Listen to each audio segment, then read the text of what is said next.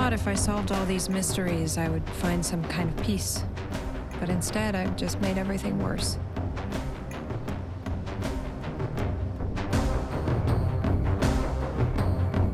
I'ma nibble everything but your throat, so I can hear you scream. When I've lost with the things of your knees, when I get you, I'ma eat you alive. 'Cause when I get you, I'ma eat you alive.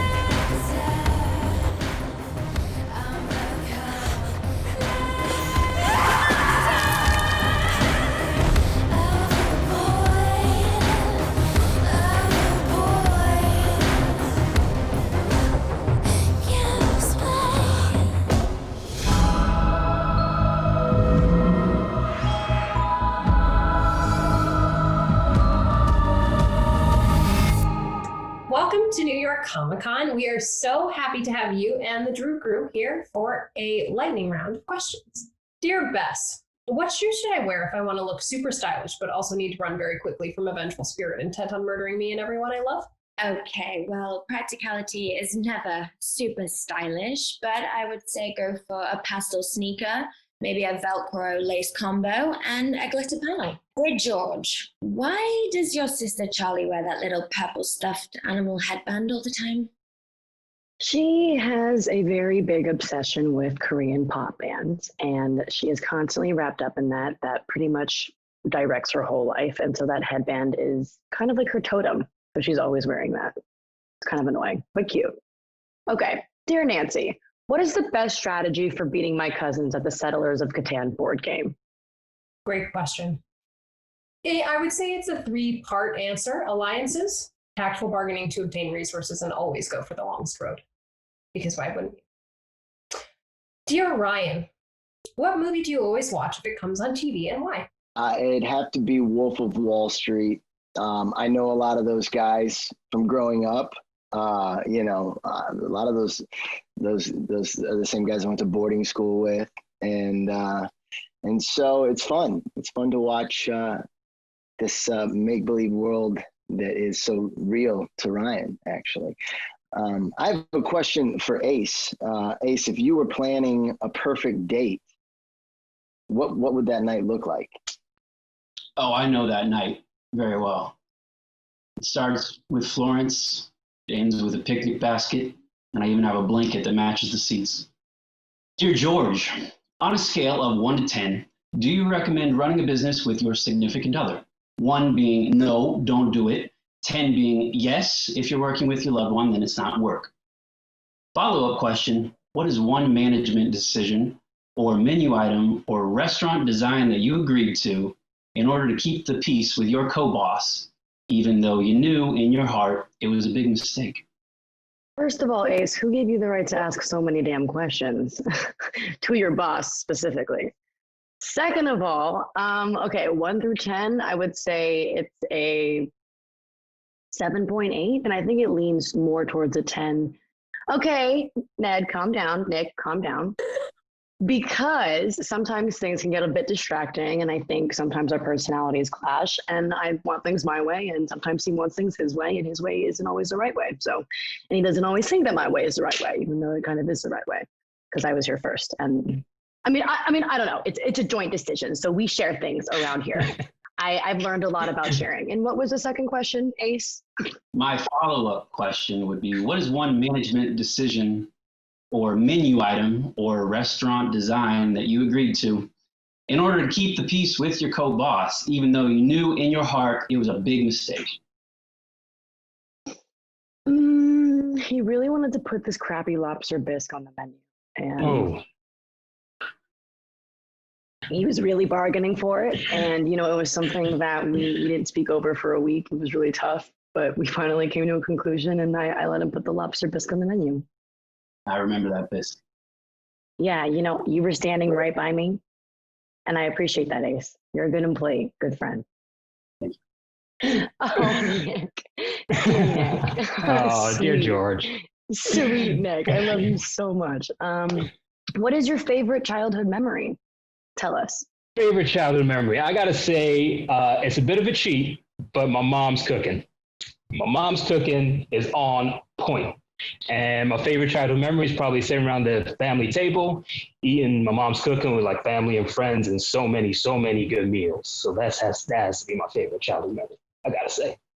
Okay, so, dear Carson, what is in your famous pancakes that Nancy never has time to eat? She doesn't ever have time to eat them. I ate one time in the pretend. Yes. And there was bacon that you struggled with too.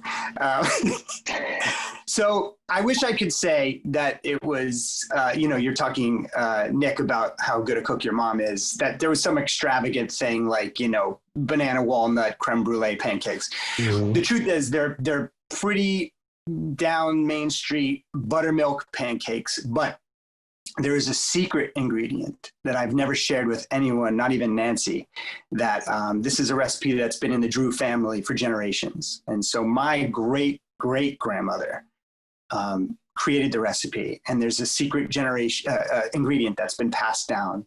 And I'm not going to share that with you or anyone now. But at some point, I will be sharing that ingredient with Nancy. Nancy will have the ingredient shared with her so she can carry it on for future generations. Carson. Goodness. But you're all welcome to come over for pancakes anytime. All right. Dear Nick, my question for you is, so Ace comes into work one day and he says, all right, look, I've been a really loyal and hardworking dishwasher at the Claw for 3 years now. And he puts this ultimatum to you. He says, either you make me head cook or I'm leaving. So now as the new co-owner of the Claw, how would you handle that request? And the second part of the question is, how do you believe your partner in the Claw, George, would handle that request? Yeah, Nick. Okay, call me boss, please. It's still weird. I still think it's so weird that like I'm technically the boss. That's weird. Or co-boss. Shout out George, co-boss. I would probably say, Ace, look, I appreciate your many years of service. You are our best dishwasher, and not only because you are our only dishwasher, but because you are focused, you are committed, and you are dedicated to the Claw. However, we already have a head chef. Shout out Jamie. But as soon as, an appropriate position becomes available, you'll be the first one I consider. That's what I would say. Now, George would probably say something along the lines of, no, Ace, we already have a chef. Get back to washing dishes. I think you should give him a shot. What about Jamie? I think Jamie should move on to maybe he can be like a sous chef. He can be like a sous chef. Nancy, you don't even show up for work. I know, but when I do, I want Ace to be there. Oh, he's there. He's just washing dishes. So, dear Bess, if you and Ace were on a Platanker couple's costume for Halloween, if you were wearing one, what would you dress up as? For me, it would be the perfect combo, a peanut butter jelly sandwich. Dear Nancy, what is the most important sleuthing skill every detective should have? Well, a good detective should be multifaceted. So having one particular skill isn't necessarily useful, but at least know how to pick a lock. And always have a great alias and a very good poker face and practical but stylish running shoes, as described earlier. Dear Carson, What, pray tell, is the best dad joke you know? I think it's a tie between two. The first one is how many apples grow on a tree? All of them. And the second one would be, what is brown and sticky?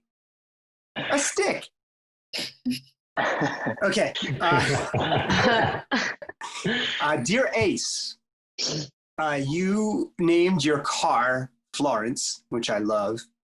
How would you recommend going about picking a name? How would I pick a name for my car? Florence came to me in a dream. So I would recommend getting a lot of deep rest, get those good REM cycles in, and listen to your dream, write it down as soon as you wake up. Dear Ryan, you grew up with a swimming pool in your basement, but it seems like you barely ever used it. So if you could compete at the highest level in one Olympic sport, which one would it be? Because obviously it's not swimming. It's obviously not swimming. And I'd go swimming. It's just usually later at night when everyone's asleep. But if I can't choose swimming, a lot of people don't know this about me, but I had a scholarship to Columbia for soccer. I played competitive soccer since I was a child. My father was one of those stage dads with soccer. He pushed me really hard, and I ended up blowing out my knee in my senior year of high school, boarding school, and so I lost the scholarship offer. But if I had it to do all over again, I would love to compete in the Olympics in soccer. I'm sorry to hear that. I didn't mean to. No, it's okay. Obviously, Dad sprung for the best surgery we could get. Now this thing's like new. I'm ready to play if anybody wants to play. Lastly, I have a question for Noga and Melinda. Please tell us, what is so special about today? Well, we are celebrating not one but two birthdays, Tunji and Alex. Yeah.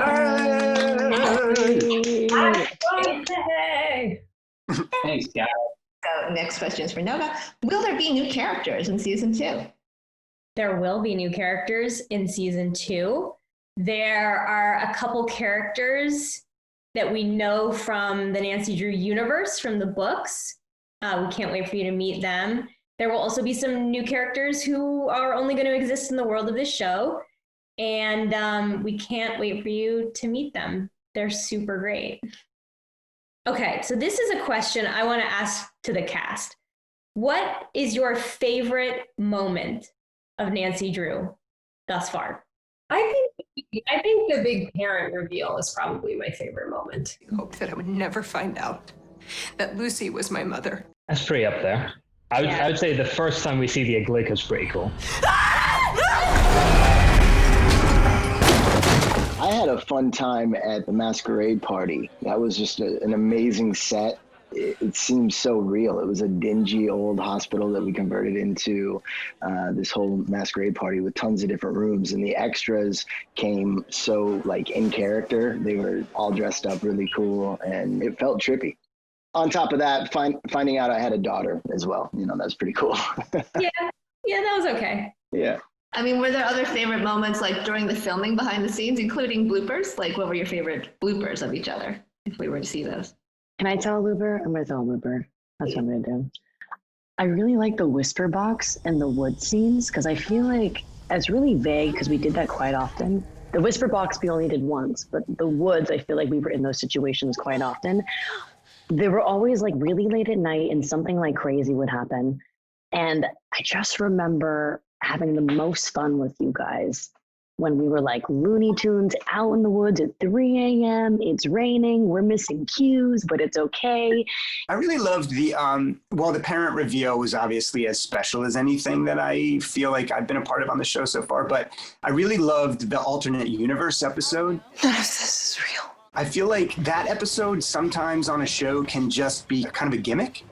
And the fact that this was so rooted in, this sort of sliding doors of Nancy's life, and the fact that she was actually like lying unconscious in this room while her friends were trying to rescue her. I thought that the way that whole episode was built was super suspenseful and fun. Yeah, I think that was one of my favorites to shoot. It was fun. It just was fun having everybody everything a little upside down.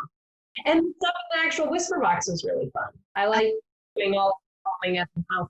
Outdid themselves in the set decoration on that one. And Larry had such a great way of filming it. I was fortunate to be there because you guys ran the scene in its entirety, like the whole episode arc of that room happened over again. And the walls actually moved. Oh yes, all of it. It was so cool.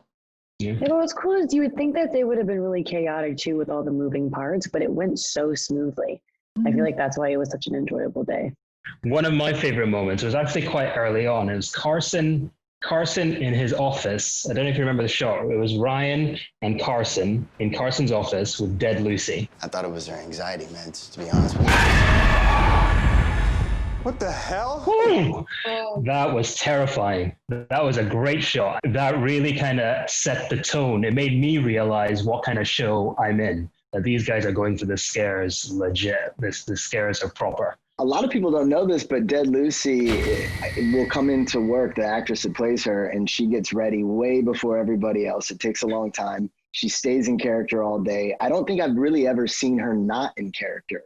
So I only know this actress as Dead Lucy and what she looks like. And it's very spooky. Like, it takes a long time to get used to that. Well, and they have to, like, they have to rig her, right? They have to, like, suspend her up there. And so before she was in her full makeup, while we were rehearsing, they had just suspended her up in the corner there. And as I was kind of getting props organized and figuring out my files and stuff, I would forget she was there. And every now and again, I was just like, hey, whoa, kick my camera. So it's scary, it's scary in real life, not even just on the show. Yeah, she's amazing. Stephanie Van Dyke is a contortionist and the nicest person. She'll be in full makeup, bloody eyes, creeping around with a bedraggled wet gown. And she'll be, oh, hey, how was your weekend? Another fan question was, will we have paranormal elements again in season 2? I think Noga can answer that. We will indeed have paranormal elements in season 2. We know we've got the Igleka. She's not going away easy, if at all. And then we have a whole bunch of new ones who we're going to meet along the way because Horseshoe Bay is a little bit haunted. And we're going to dig deeper and deeper into the layers of this place and see more and more of the things that hide in the shadows. Super fun. I think now it's time for another lightning round for our crew, but also this time as themselves. The Q&As are going to be about either season 1 or season 2. And let's try to answer these in one word or as few words as possible. Kennedy will start. Okay, Melinda. What would you say, in a word or two, is your very favorite type of content to plan for season 2? Romance, mystery, the scares, the friendship. Longing looks. Ooh. Ooh. What is one thing you'd love to do as Carson in season 2? Sleuthing with Nancy and love interest. The grown-ups need love too. Noga, not that you guys aren't grown-ups. Noga, is there something that you are most excited about in preparing for or creating season 2? I am most excited about the next phase of the relationship between Carson and Nancy, now that they know the truth and the secrets behind who Nancy really is and how they move forward as daughter and father. Wait, this is like, I just realized I'm answering this question in like 100 words instead of 1. Okay, Carson and Nancy, stuff is exciting. Can't wait for you to see it. That was amazing. Leah, I have a question for you. For you, personal preference, what was the scariest scare of season 1? The underworld, like upside down, where George was all alone. That was pretty heebie-jeebie. Not a fan of being alone in that. Okay. Maddison, What is your favorite quality about Bess? I would say her enthusiasm and her curiosity. Love that about her. Really fun. Question for Tunji. Do you have any tips or tricks that you implement to get into character or work towards a scene? Yes.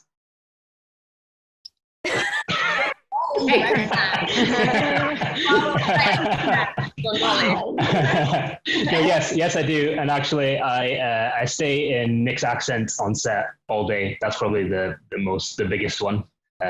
Just keeps it simple. Melinda, what would you say is your proudest moment of season 1? I did love, I have a real fondness for episode 117 when everything kind of like comes crashing together. And I loved telling the audience right away that Ryan was going to find out about Nancy, because I think many shows stretch those things out and it becomes about who's keeping the secret from whom. This is also a lot of words. 117. Riley, what classic song do you wish we could afford to put in the show as a needle drop in season 2? It might not be a classic yet, but it is to me. I love the band Empire of the Sun, and they have a song called Walking on a Dream. Yeah, Melinda's taking notes. We're going to get it in there. It'd be amazing. Yeah, Empire of the Sun, Walking on a Dream. It's just like, it's like my anthem. I listen to it every day, and it like gets me going. You guys know what's up. Noga, I have a question for you, and I'm actually really curious. Like, when you write, you might draw inspiration from other things. I know you said you're a big horror fan and thriller, and so where do you pull your inspiration from as you write our show? Because the truth is that when you're writing, you never know where inspiration is going to come from. It can come from a dream. It can come from your favorite horror movie. It can come from a Disney movie. We've been in the room when we've brought up like that amazing thing that they did in The Lion King. Let's do that. Yeah. Inspiration is everywhere around you. You never know what you're going to pull out and use. Great answer. Right. Kennedy, now that you have a full season of television under your belt as Nancy Drew, what is the one thing you wish you could go tell Kennedy right before you shot the pilot or right when we got picked up? And I would be able to do it. So anybody can answer this. If you could get in a time machine and have a conversation with your 8-year-old self, or some tender age, some important childhood age, what would you want to say? What do you think your childhood self needed to hear that you could tell them now? I would tell myself, keep hiding in your bedroom reading The Lord of the Rings over and over and over again, because it's all worked out. Yes. Okay. I would tell my 8-year-old self, it's okay to wear thrift clothes, stop trying to shop at Abercrombie, and just be yourself, always, no matter what, even if it's weird. Just persevere, because it's going to be cool at some point, like when you're 23, like now. That's what I would say. I'd probably tell my 8-year-old self to stop stressing out my parents so much. I was a bit of a rascal when I was a kid, and now I'm a wee bit older. I can appreciate what that must have been like. Just take it easy on your folks. Just stop being so silly. That's so thoughtful. Yeah, in my later years, not in my younger years. Yeah, because you're so not a rascal anymore, Tunji. Like the opposite of a rascal. Oh, I learned my lesson. Noga, what do you wish you'd heard as a kid? Honestly, I wish that I had heard that there was such a thing as a job where you get to write TV shows. Because growing up in New Mexico, the film industry and pretty much the rest of the world was just a million miles away. And I had no idea that there were people somewhere who wrote the TV shows that mattered so much to me. And I think telling my 8-year-old self that is a possibility, a job you can do with your life, it would have really made me excited about, about the future. Because I thought I had to be like a doctor or a lawyer or something. Right. I really wanted to make TV shows. So it all worked out. I'd love to hear from the rest of the cast about this, piece of advice you could have told your childhood self. I definitely agree with Leah's point. Just enjoy being who you are and definitely own that. You spend a lot of time as a kid sort of just following the crowd, don't you? And not being your true self. So I'm with that one 100%. Done that a lot. I think I would tell my 8-year-old self that the things in the upcoming years that you think will hold you back are really the things that will teach you what you need to know to push you forward. Well, like father, like daughter, I think what I would say to my 8-year-old self is that all the hard stuff that you're pushing through and that is challenging is going to be the stuff that teaches you most about who you are and gives you the best chance of living the life of your dreams as you grow up. You guys have covered exactly what I wanted to say so eloquently, but maybe another thing that I would add to that is keep trusting your instincts. I think when you're young, you feel things and you know you have a sense of what that means, but you're not sure if you're supposed to trust that, whether it's fear or it's excitement or it's mystery. And I think that we all have very strong instincts that are telling us things. And I would tell my 8-year-old self to keep following those. Yeah, I would tell my 8-year-old self something very similar. Yeah, I never had any qualms with like quitting sports and things like that. I always get like enrolled in something and I just hated it and I'd catch a lot of grief for it. But I see now like everything you say no to allows you to find the things that you really want to be doing. And I wouldn't be here now if I hadn't gone about that. So keep doing it, 8-year-old. So we want to thank everybody at New York Comic Con for watching us. We miss you. We'll see you in 2021. Thank you. Thanks, guys. Bye. Love you, Drew. Thank you. Love you, Drew. Bye. Bye. Thank you. And cut.